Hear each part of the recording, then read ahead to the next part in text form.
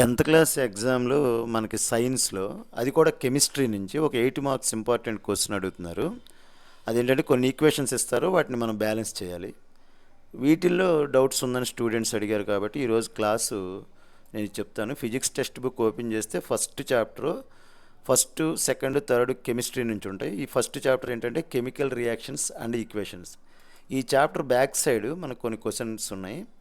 నేను 4th, 5th, 6th ఈరోజు explain చేస్తాను. ఇంకొన్ని బ్యాలెన్స్డ్ ఈక్వేషన్స్ ఉన్నాయి, అవి తర్వాత క్లాస్లో చెప్తాను, మీరు కామెంట్ చేస్తే కింద. సో ఫస్ట్ 4th క్వశ్చన్ చూద్దాం. What is a balanced chemical equation? Why should chemical equation be balanced? అసలు బ్యాలెన్స్డ్ కెమికల్ ఈక్వేషన్ అంటే ఏంటి, కెమికల్ ఈక్వేషన్ ఎందుకు బ్యాలెన్స్ చేయాలి? దీనికి ఆన్సర్ మన టెక్స్ట్ బుక్లోనే ఉంటుంది. 1.1.2 బ్యాలెన్స్డ్ కెమికల్ ఈక్వేషన్స్ అని ఉంటుంది. అక్కడ కింద ఈ పారాగ్రాఫ్ ఉంటుంది. మీరు కనుక గమనిస్తే ఈ పారాగ్రాఫ్లో ఇక్కడ నుంచి దీని నుంచి ఇక్కడ వరకు నేను అండర్లైన్ చేస్తున్నాను, చూడండి. ఈ క్వశ్చన్కి సమాధానం మనకి ఈ బాక్స్లో ఉంది. The number of atoms of each element remains the same before and after A chemical reaction. Chemical reaction జరిగినప్పుడు బిఫోర్ ముందున్నటువంటి ఎలిమెంట్స్ యొక్క నంబరు, తర్వాత రియాక్షన్ జరిగిన తర్వాత ఉన్నటువంటి ఎలిమెంట్స్ యొక్క నెంబరు సమానంగా ఉండాలి. అలా ఉంటే దాన్ని బ్యాలెన్స్డ్ కెమికల్ ఈక్వేషన్ అంటారు. అందుకని hence we need to balance A skeletal chemical equation. అందుకని స్కెలిటల్ కెమికల్ ఈక్వేషన్స్ని బ్యాలెన్స్ చేయాలి అన్నారు. అసలు స్కెలిటల్ కెమికల్ ఈక్వేషన్ అనగానే ఇక్కడేమో బ్యాలెన్స్డ్ ఈక్వేషన్ అని ఉంటుంది, ఇక్కడేమో స్కెలిటల్ కెమికల్ ఈక్వేషన్ అని ఉంటుంది. తెలియని వాళ్ళకి ఇదేదో కొత్తదిలా ఉంటుంది. యాక్చువల్గా మనం ఈక్వేషన్స్ని 3 టైప్స్లో రిప్రజెంట్ చేస్తాం. అవి ఏంటో చూద్దాం, అది చూసి మళ్ళీ ఇక్కడికి వద్దాం. 3 ways to represent A chemical reaction. ఒకటి వర్డ్ ఈక్వేషన్, ఒకటి వర్డ్ ఈక్వేషన్గా మనం రిప్రజెంట్ చేస్తాం. అంటే ఏంటంటే ఒక రియాక్షన్ జరిగింది, యారో మార్కుకి ముందు రియాక్షన్ జరిగేవి, యారో మార్కుకి తర్వాత రియాక్షన్ జరిగినవి రాసుకుంటాం. అంటే ఇవి రెండు రియాక్టెంట్స్, ఇవి రెండు కలిసి రియాక్షన్ జరిపినాయి, మనకు వచ్చినటువంటి ప్రోడక్ట్ ఇది. సో మెగ్నీషియంని గాలిలో మండిస్తే, అంటే magnesium ribbon first activity, magnesium రిబ్బన్ని గాలిలో అంటే oxygen in the presence of oxygen కనుక మనం బర్న్ చేస్తే మనకి మెగ్నీషియం ఆక్సైడ్ అనేటువంటి బూడిద వస్తుంది. దీనిని వర్డ్ ఈక్వేషన్లో రిప్రజెంట్ చేయాలంటే magnesium plus oxygen gives magnesium oxide, ఇలా వర్డ్స్ ఫామ్లో రాస్తే దాన్ని వర్డ్ ఈక్వేషన్ అంటారు. ఈ వర్డ్ ఈక్వేషన్లో ఉన్నటువంటి ఈ ఎలిమెంట్స్ కాంపౌండ్స్ ఏవైతే ఉన్నాయో యాజ్ ఇట్ ఈజ్గా దాని ఫార్ములా రాస్తే మెగ్నీషియం ఫార్ములా ఎంజీ, అంటే మెగ్నీషియం నేచర్లో మనకి ఎంజీ స్టేట్లో దొరుకుతుంది. ఆక్సిజన్ ఓ స్టేట్లో దొరకదండి, O2 స్టేట్లో దొరుకుతుంది. కాబట్టి ఆక్సిజన్ O2.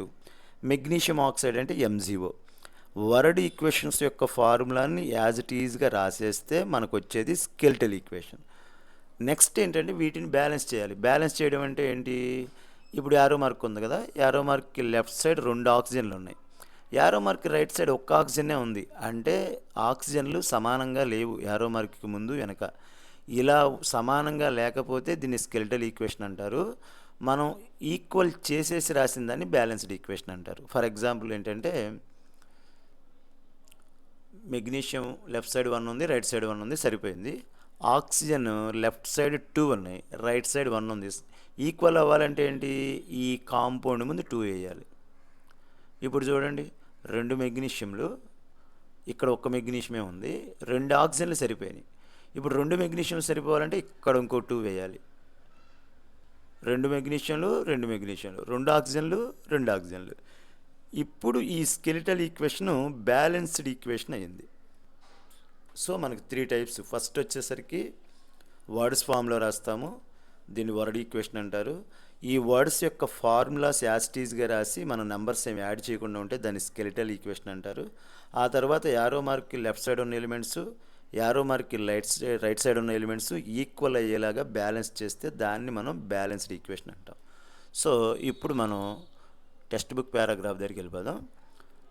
ఒకసారి ఇది కదా రియాక్షన్ మనం బ్యాలెన్స్ చేసింది.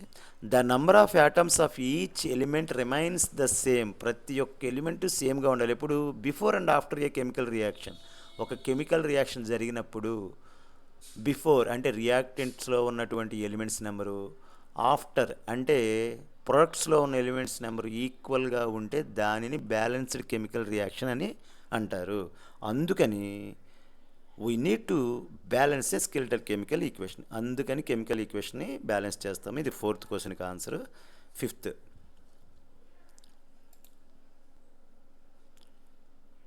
మనకి ఏబిసిడి 4 ఉన్నాయి. ఈ 4 ఎక్స్ప్లెయిన్ చేస్తాను. Hydrogen gas combines with nitrogen to form ammonia. Hydrogen gas nature స్టేట్లో H2 ఫామ్లో మనకి లభిస్తుంది కాబట్టి H2. నైట్రోజన్ గ్యాస్ కూడా సేమ్ టు సేమ్ N2 ఫామ్లో వస్తుంది. ఈ రెండు కంబైన్ అయ్యి అమ్మోనియాని ఫామ్ చేసినాయి. అమోనియా ఫార్ములా మీకు తెలియలేదు అనుకోండి, ఈ రెండు కంబైన్ అయితేనే కాబట్టి అమోనియా వచ్చేది. ఈ రెండింటి నుండి మాత్రమే అమోనియా రావాలి. కాబట్టి మనం ఇక్కడ క్రిస్ క్రాస్ మెథడ్లో ఈ ఫార్ములాని ఎలా వస్తుందో చూద్దాం. నైట్రోజన్ యొక్క వ్యాలెన్సీ N3-, హైడ్రోజన్ యొక్క వ్యాలెన్సీ H1+. ఇక్కడ ఉన్న 1 ఇక్కడికి వస్తుంది. ఏది కంబైన్ అయ్యి మనకి కొత్త కాంపౌండ్ కనుక ఫామ్ అయితే హైడ్రోజన్లో ఉన్నటువంటి 1+ అనేది ఇక్కడికి వస్తుంది. 3- ఉన్న 3 ఇక్కడికి వస్తుంది. ప్లస్తో సహా రాయకూడదండి, ఓన్లీ నెంబర్లే రాయాలి. సో ఇప్పుడు ఏమైంది, 1 ఇక్కడికి వచ్చి 3 ఇక్కడికి వచ్చిందంటే N1H3 కదా. 1 అనేది రాసినా రాయిపోయినా ఒకటే, అందుకని 1 అని మనం రాయం. NH3 అనేది అమ్మోనియా యొక్క ఫార్ములా అవుతుంది. ఇప్పుడు బ్యాలెన్స్ చేద్దాం. ఫస్ట్ ఎప్పుడు కూడా హైడ్రోజన్ని ఆక్సిజన్ని బ్యాలెన్స్ చేయకూడదండి. మిగిలినవన్నీ బ్యాలెన్స్ చేసిన తర్వాత లాస్ట్లో హైడ్రోజన్ని ఆక్సిజన్ని చేయాలి. కాబట్టి హైడ్రోజన్ వదిలేయండి. నైట్రోజన్ యారో మార్క్కి లెఫ్ట్ సైడ్ 2 ఉన్నాయి, రైట్ సైడ్ ఒకటే ఉంది. ఈ రెండు ఈక్వల్ అవ్వాలంటే ఈ నైట్రోజన్ ముందు 2 వేస్తే సరిపోతుంది. మళ్ళీ గుర్తుపెట్టుకోండి, బ్యాలెన్స్ చేసేటప్పుడు ఎప్పుడు కూడా ఫార్ములాని కదపకూడదు, ఫార్ములా ముందు మాత్రమే రాయాలి 2. అంటే కొంతమంది ఏం చేస్తారంటే ఇక్కడ రాసేయచ్చు అనుకుంటారు, ఇలా రాయకూడదు. ఫార్ములాని ఎప్పుడు చేంజ్ చేయకూడదు, ఫార్ములా ముందు మాత్రమే నోట్ చేయాలి. So nitrogen left side 2, right side 2 satisfy అని. ఇక్కడ హైడ్రోజన్లు ఎన్ని ఉన్నాయంటే కింద ఉన్నది 3, ముందున్నది 2. ఈ రెండింటిని యాడ్ చేయకూడదండి, ఇంటూ చేయాలి. 2 3 6 అంటే 6 హైడ్రోజన్లు ఇక్కడ ఉన్నాయి. ఇక్కడ ఎన్ని ఉన్నాయి, 2 ఉన్నాయి. కాబట్టి దీని ముందు 3 కనుక నోట్ చేస్తే 3 2 6 హైడ్రోజన్లు ఈక్వల్ అయినాయి, నైట్రోజన్లు ఈక్వల్ అయినాయి. కాబట్టి ఇది బ్యాలెన్స్ అయిపోయింది. Next hydrogen sulphide gas. Hydrogen sulphide అంటే హైడ్రోజను సల్ఫర్ కలిసి ఫామ్ అవుతుంది. సో హైడ్రోజన్ యొక్క వ్యాలెన్సీ 1+ అని ఇంతకుముందే చూసాం. సల్ఫర్కి వచ్చేసరికి సల్ఫర్కి చాలా వ్యాలెన్సీలు ఉంటాయి. ఇక్కడ సల్ఫైడ్ అని డైరెక్ట్గా ఇచ్చాడు కాబట్టి సల్ఫైడ్ అంటే S2- అండి. సల్ఫైడ్ అంటే S2-. ఇక్కడ డైరెక్ట్గా హైడ్రోజన్ సల్ఫైడ్ అని ఇచ్చేసాడు కాబట్టి 2- తీసుకున్నాం. సల్ఫర్కి వ్యాలెన్సీలు ఎక్కువ ఉంటాయి. ఇప్పుడు ఈ 2 అనేది మనకి హైడ్రోజన్ కిందకు వస్తుంది, ఈ 1 అనేది S కిందకు వస్తుంది. 1 అని రాసిన ఒకటే రాయిపోయిన ఒకటే కాబట్టి దీని ఫార్ములా ఏమవుతుంది, H2S అవుతుంది. ఇది హైడ్రోజన్ సల్ఫైడ్ ఫార్ములా. ఇది బర్న్స్ ఇన్ ఎయిర్ అనే పదం ఎక్కడొచ్చినా సరే అది రియాక్ట్ అయ్యేది ఆక్సిజన్తో మాత్రమే. ఎందుకంటే ఆక్సిజన్ లేకపోతే అసలు మంటే మండదు కదా. So oxygen. ఈ రెండు కలిసి మనకు వచ్చేది వాటర్ ఫార్ములా మీకు తెలుసు, అందుకే నేను క్రిస్ క్రాస్ మెథడ్లో ఎక్స్ప్లెయిన్ చేయట్లేదు. H2O. సల్ఫర్ డయాక్సైడ్ దీనికి చెప్దాం. ఇది ఒకసారి రఫ్ చేసేసి సల్ఫర్ డయాక్సైడ్కి చూద్దాం. సల్ఫర్కి ఇంతకుముందు వ్యాలెన్సీ 2- అన్నాను కదా సల్ఫైడ్కి అని చెప్పి, ఇక్కడ 2- రాయకండి. ఇక్కడ సల్ఫర్ వ్యాలెన్సీ 4+ వస్తుంది.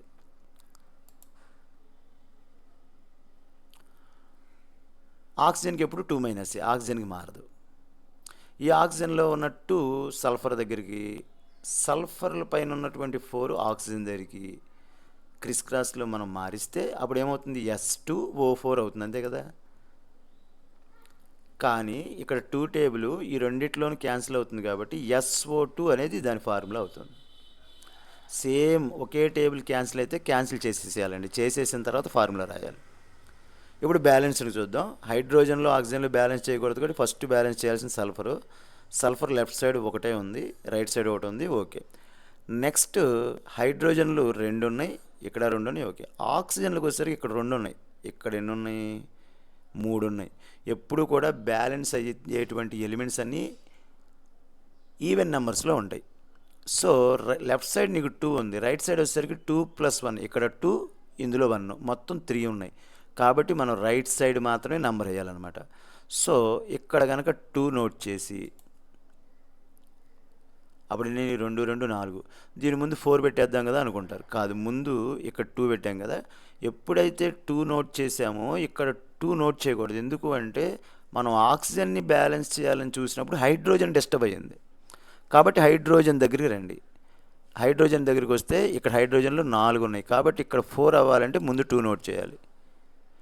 ఇప్పుడు హైడ్రోజన్లు సాటిస్ఫై అయిపోయినాయి. ఎప్పుడైతే హైడ్రోజన్లు మనం బ్యాలెన్స్ చేసామో సల్ఫర్ డిస్టర్బ్ అయింది. అంటే సల్ఫర్ 2 ఇటు పక్కన ఒకటి ఉంది. కాబట్టి మనం మళ్ళీ వెంటనే సల్ఫర్ని సాటిస్ఫై చేయడానికి సల్ఫర్ని 2 వేసి సాటిస్ఫై చేయాలి. ఇప్పుడు హైడ్రోజన్ 4, హైడ్రోజన్ 4, సల్ఫర్లు 2, సల్ఫర్లు 2, ఆక్సిజన్లు వచ్చేసరికి 2 2 4. ఇందులో ఆక్సిజన్లు 4 ఉన్నాయి, ఇందులో 2 ఉన్నాయి, మొత్తం ఎన్ని 6. కాబట్టి ఇక్కడ 3O2 వేస్తే బ్యాలెన్స్ అవుతుంది. నెక్స్ట్ సి చూద్దాం. Barium chloride, barium chlorine. Barium chloride అంటే బేరియం క్లోరిన్. బేరియంకి Ba2+, ఓకేనా. బేరియం యొక్క వ్యాలెన్సీ 2+, క్లోరిన్ వ్యాలెన్సీ 17th గ్రూప్గా 1-. ఇప్పుడు క్లోరిన్కు ఉన్న 1 బేరియం దగ్గరికి, బేరియం పైన ఉన్నట్టు క్లోరిన్ దగ్గరికి వస్తాయి.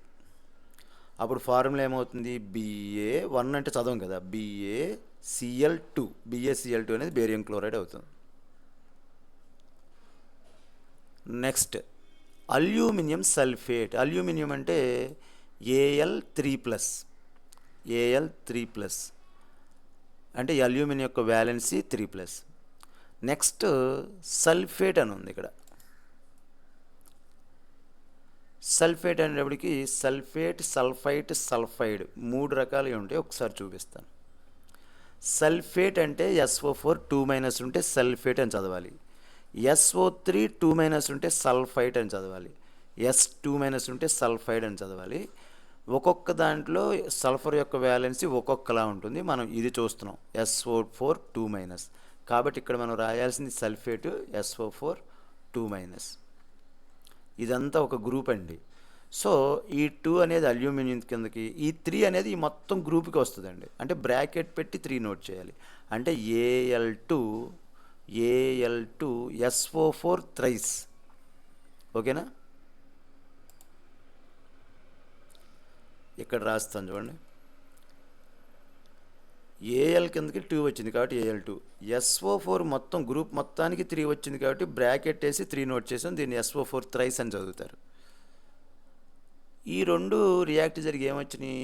Aluminium chloride and a precipitate of barium sulphate. Barium sulphate యొక్క ప్రెసిపిటేట్ అంటే అవక్షేపం వచ్చింది పాలమేగల్లాగా. అలాగే అల్యూమినియం క్లోరైడ్ ఒకటి వచ్చింది. అల్యూమినియం క్లోరైడ్ అంటే ఇది రఫ్ చేసి చూద్దాం. అల్యూమినియం అంటే 3+ అని చెప్పాను కదా. So aluminium 3+, chlorine 17th group అంటే Cl-1. సో ఈ 1 అనేది ఇక్కడికి వస్తుంది, ఈ 3 అనేది క్లోరిన్ కిందకి వస్తుంది. సో మనకి 1 చదవం కాబట్టి AlCl3 అనేది అల్యూమినియం క్లోరైడ్ అవుతుంది. నెక్స్ట్ బేరియం సల్ఫేట్ చూడాలి. బేరియంకి ఎలాగో 2+, సల్ఫేట్ ఎంతో ముందే చూసాం SO4 2-. ఇలా మీకు ఉన్నప్పుడు 2 సేమ్ నెంబర్ ఉంటే ఈ రెండింటిని క్యాన్సిల్ చేసుకుని BaSO4 అని రాసేయచ్చు. ఒకవేళ క్రిస్ క్రాస్ మెథడ్లో చూడాలంటే ఈ 2 ఇక్కడికి వస్తుంది, ఈ 2 ఇక్కడికి వస్తుంది. ఇప్పుడు Ba2SO4 ట్వైస్ కదా వచ్చేది. మళ్ళీ ఆ 2 క్యాన్సిల్ అయిపోయినా BaSO4 వస్తుంది. కాబట్టి మీకు పైన ఒకే నెంబర్ కనుక ఉంటే యాజ్ ఇట్ ఈజ్గా ఉన్నది ఉన్నట్టు రాసేయచ్చండి. సో BaSO4 అనేది మనకి బేరియం సల్ఫేట్ అవుతుంది. ఒకసారి బ్యాలెన్స్ చూద్దాము. బేరియం ఇక్కడ లెఫ్ట్ సైడ్ ఒకటి ఉంది, రైట్ సైడ్ ఒకటి ఉంది. అల్యూమినియం లెఫ్ట్ సైడ్ 2 ఉన్నాయి, రైట్ సైడ్ ఒకటే ఉంది. కాబట్టి దీని ముందు 2 నోట్ చేస్తే 2 అల్యూమినియం సరిపోయినాయి. మనం క్లోరిన్ ఇంకా బ్యాలెన్స్ చేయలేదుగా డిస్టర్బ్ అవ్వడానికి. ఓకే, తర్వాత ఇక్కడ క్లోరిన్లు ఎన్ని ఉన్నాయి? 6 ఉన్నాయి. ఇక్కడ కనుక మనకు 6 సరిపోవాలంటే దీని ముందు 3 నోట్ చేస్తే సరిపోతుంది. 3 2 6 కదా. ఇప్పుడు బేరియము డిస్టర్బ్ అయింది కాబట్టి ఈ 3 తీసుకొచ్చి ఇక్కడ నోట్ చేయండి. సో 3 బేరియంలు 2 అల్యూమినియంలు 2 అల్యూమినియంలు 6 క్లోరిన్లు 6 క్లోరిన్లు సరిపోయినాయి. ఇప్పుడు మనకి ఎస్ ఇక్కడ ఎన్ని ఉన్నాయి? 3 ఉన్నాయి. బ్రాకెట్ కింద 3 ఉంది కాబట్టి 3 ఉన్నాయి. 3s సరిపోయిందా? ఆక్సిజన్లు 3 4 12 ఉన్నాయి. ఇదిగోండి ఆక్సిజన్ కింద 4 ఉంది, ముందు 3 ఉంది, ఇంటూ చేయాలని చెప్పాను. 3 4s 12 సరిపోయింది. సో ఇది బ్యాలెన్స్ అయింది. నెక్స్ట్ డి చూద్దాం. పొటాషియం మెటల్స్ ఎప్పుడు కూడా సేమ్ అదే పీరియాడిక్ టేబుల్ ఏదైతే రిప్రజెంటేషన్ ఉందో అదే ఉంటుంది కాబట్టి పొటాషియం అంటే కే. రియాక్ట్స్ విత్ వాటర్ అంటే మీకు తెలిసి H2O.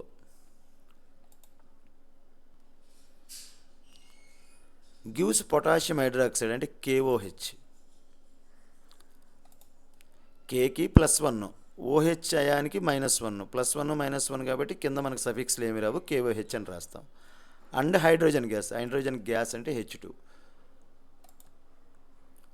ఎప్పుడు కూడా గ్యాస్ని రిప్రజెంట్ చేసినప్పుడు యారో మార్కు పైకి పెట్టాలి. మీకు నెక్స్ట్ క్లాస్లో ఇంకా డీటెయిల్గా చెప్తాను. ఇప్పుడు దీన్ని బ్యాలెన్స్ చేయాలి. దీన్ని బ్యాలెన్స్ చేయాలంటే పొటాషియం అనేది ఈక్వల్గా ఉంది. నెక్స్ట్ ఇక్కడ 2 హైడ్రోజన్లు ఉన్నాయి, ఇక్కడ 3 ఉన్నాయి కాబట్టి మనం సాటిస్ఫై చేయాలంటే రైట్ సైడ్ చేయాలా లెఫ్ట్ సైడ్ చేయాలంటే ఆడ్ నెంబర్ ఎటు ఉంటే అటు చేయాలి. ఆడ్ నెంబర్ ఇటు ఉంది కాబట్టి దీని ముందు 2 నోట్ చేశాను. ఇప్పుడు మళ్ళీ కే డిస్టర్బ్ అయింది కాబట్టి దీని ముందు 2 వేయండి. దీని ముందు 2, ఓకేనా? కే డిస్టర్బ్ అయింది కాబట్టి 2K, 2 కేలు సరిపోయినాయి. 2 హైడ్రోజన్లు ప్లస్ 2 హైడ్రోజన్లు 4 హైడ్రోజన్లు సరిపోయింది. 2 ఓలు 2 ఓలు. సో ఇది కూడా బ్యాలెన్స్ అయింది. Next sixth question.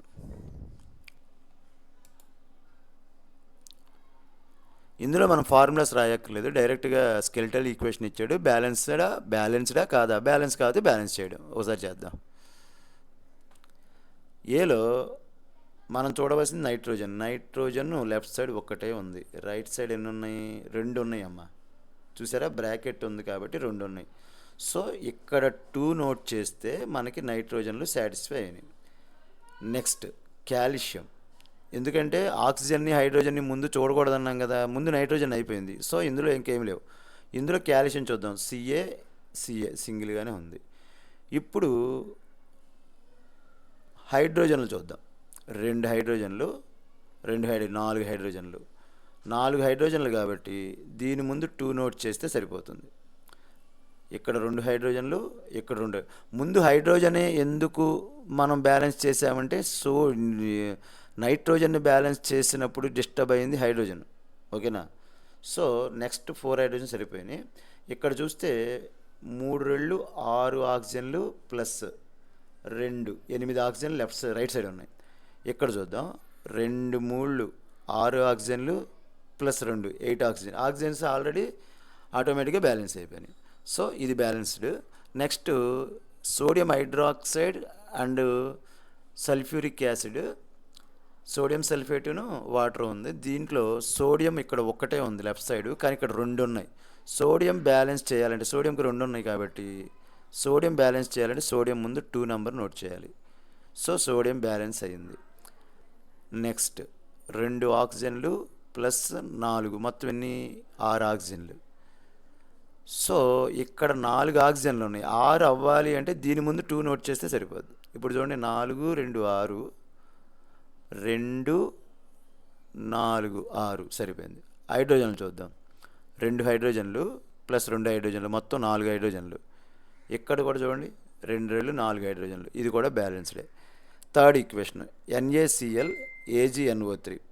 ఇదిగోండి, Na సింగిలే, క్లోరిన్ ఒకటే ఉంది, సిల్వర్ లెఫ్ట్ సైడ్ ఒకటి ఉంది, రైట్ సైడ్ ఒకటి ఉంది, నైట్రోజన్ లెఫ్ట్ సైడ్ ఒకటి ఉంది, రైట్ సైడ్ ఒకటి ఉంది, ఆక్సిజన్ లెఫ్ట్ సైడ్ 3 ఉన్నాయి, రైట్ సైడ్ 3 ఉన్నాయి. ఇది ఆల్రెడీ వెల్ బ్యాలెన్స్డ్ ఈక్వేషన్, దీన్ని మనమే మార్చక్కర్లేదు.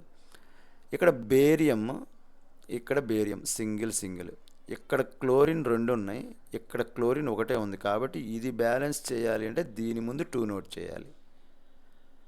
మళ్ళీ హైడ్రోజన్లు 2, ఇదిగోండి హైడ్రోజన్లు 2, సల్ఫర్ ఒకటి, ఆక్సిజన్ 4, ఇది కూడా బ్యాలెన్స్ అయింది. మీకు మిగిలిన ఈక్వేషన్స్ నెక్స్ట్ క్లాస్లో చెప్తాను. మీకు ఏమైనా డౌట్స్ ఉంటే నాకు కామెంట్ సెక్షన్లో కామెంట్ చేయండి, ఆ ఈక్వేషన్స్ ఎక్స్ప్లెయిన్ చేస్తాను. Thank you students. కొంచెం సబ్స్క్రైబ్ చేయండి అమ్మా, లైక్ చేయండి, మీ ఫ్రెండ్స్కి చూపించండి. Thank you students.